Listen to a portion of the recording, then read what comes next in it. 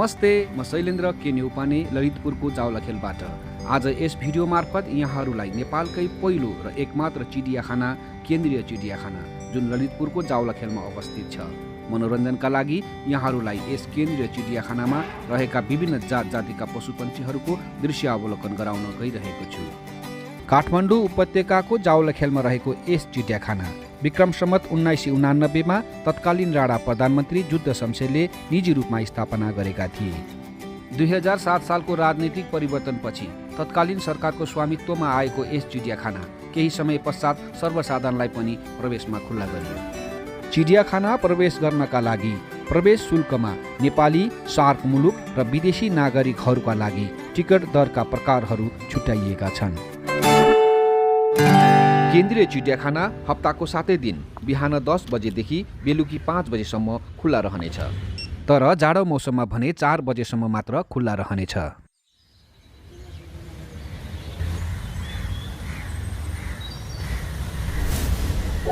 करिब 6 हेक्टर क्षेत्रफल ओगटेको यस केन्द्रीय चिडियाखाना हाल NTNCले व्यवस्थापन गर्दै आइरहेको छ।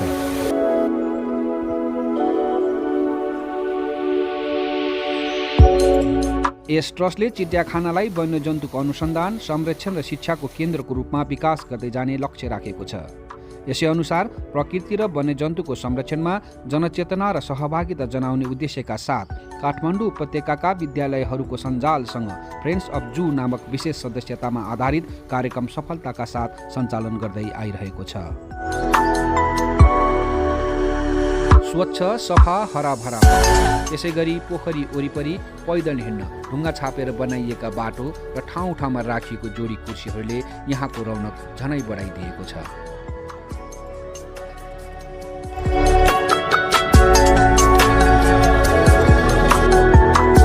बाल मैदान, झुला, रमाइलो मन्दिर, पिङ, चिप्लेटी आदिमा प्रफुल्लित भएर खेलिरहेका बाल बालिकाहरूको दृश्यले झनै यस चिडियाखानाको महत्त्व बढेको अनुभव हुन्छ।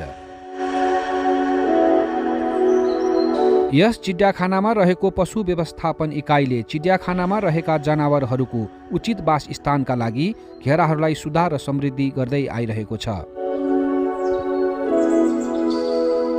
अनि यही स्थापना गरेको पशु अस्पताल भएका हुनाले यहाँका पशुपन्छीहरूको अवस्था निकै राम्रो देखिन्छ।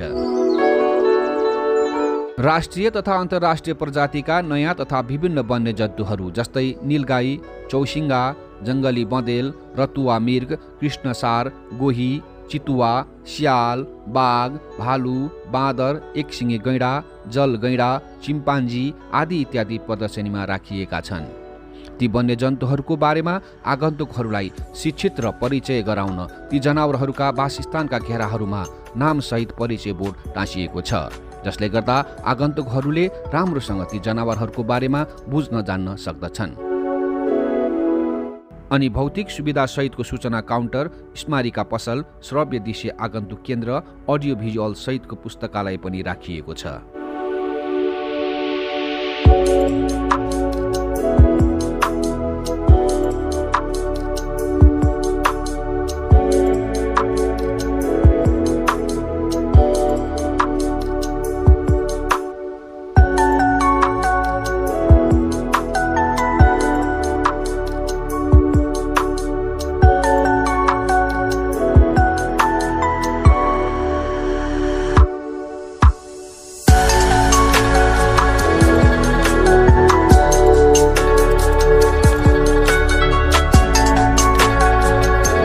चैत्र 1 गतेदेखि कार्तिक मसान्तसम्म केन्द्रीय चिडियाखानामा रहेको पोखरीमा आगन्तुक तथा माछा मार्ने शौकिन व्यक्तिहरूले माछा मारी तोकिएको रकम बुझाएर आफूले मारेको माछा लिएर जान पाउने व्यवस्था मिलाइएको छ। अन्य समयमा भने उक्त पोखरीमा आगन्तुकहरू प्याडल बोर्डिङ, राफ्टिङ चढेर मनोरञ्जन लिइरहेको देखिन्छ।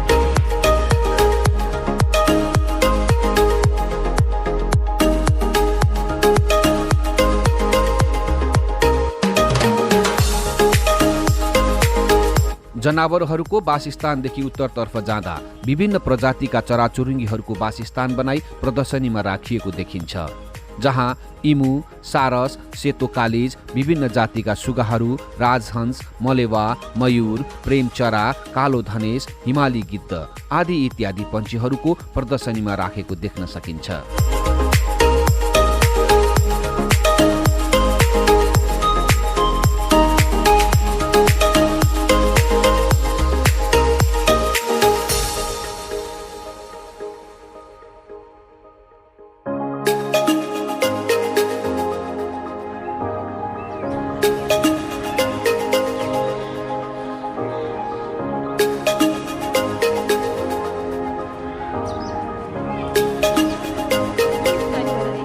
यहाँ पनि आगन्तुकहरूलाई यिनीहरूको बारेमा जान्न, बुझ्न र नाम थाहा पाउन प्रत्येक पन्छीहरूको वासस्थानको घेरा अगाडि नाम सहितको परिचय बोर्ड राखिएको छ।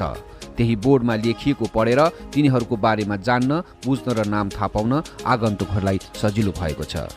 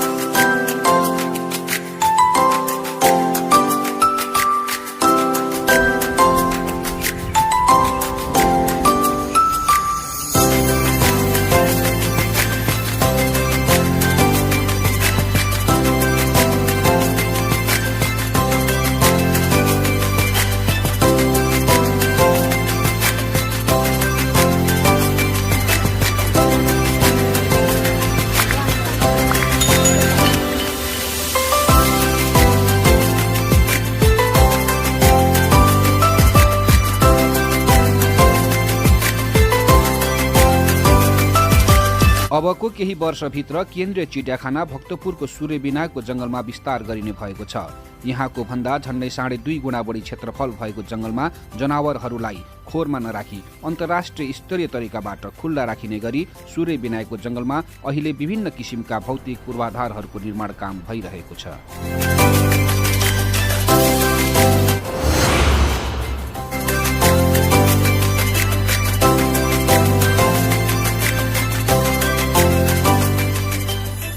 अन्त्यसम्म यो भिडियो हेरी साथ दिनुभएकोमा मनैदेखि धेरै धेरै धन्यवाद।